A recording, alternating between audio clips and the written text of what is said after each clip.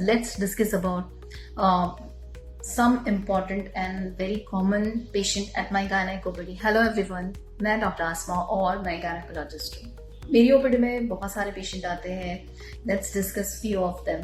कोई पेशेंट को प्रॉब्लम होता है कि मेरे पीरियड्स इरेगुलर हैं, प्लस वेट गेन ज़्यादा हो रहा है, ब्लोटेड बॉडी सिम्टम्स है डॉक्टर, तो डायग्नोसिस क्या होगा? डायग्नोसिस होगा कि पीसीओएस. माइंड में आपका पीसीओएस हो सकता है और याद रखिए ये एक ट्रीटेबल कंडीशन है. सेकेंड, कई पेशेंट आते हैं विद कंप्लेंट कि डॉक्टर मेरे पीरियड्स बहुत ज़्यादा पेनफुल है और पीरियड्स में क्लॉट्स निकलते हैं. डायग्नोसिस क्या हो सकता है? डायग्नोसिस माइट बी एंडोमेट्रियोसिस या फिर फाइब्रॉइड्स हो सकता है. याद रखिए ये दोनों कंडीशन ट्रीटेबल है. थर्ड, पेशेंट आते हैं और कहते हैं कि डॉक्टर मुझे वाइट डिस्चार्ज का बहुत ज़्यादा इश्यू है, प्रॉब्लम है. किसी पेशेंट को ट्रांसपेरेंट वाइट डिस्चार्ज होता है, तो कई पेशेंट को foul smelling curdy white discharge होता है. तो डायग्नोसिस हो गया आपका फंगल इन्फेक्शन और ये भी एक ट्रीटेबल कंडीशन है.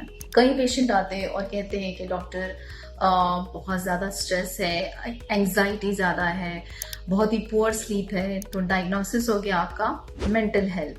और ये याद रखिए कि आपका mental health is related to your hormonal health. कई पेशेंट आते हैं विद द कंप्लेंट दैट कि डॉक्टर यूरिन को कंट्रोल नहीं कर पा रहे, खांसते समय या छींकते समय यूरिन लीक हो जा रहा है.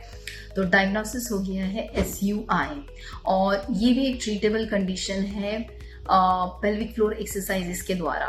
उम्मीद करती हूँ ये जानकारी आपको पसंद आई होगी. तो प्लीज़ मेरे चैनल को लाइक, शेयर एंड सब्सक्राइब ज़रूर करिएगा. Thank you so much.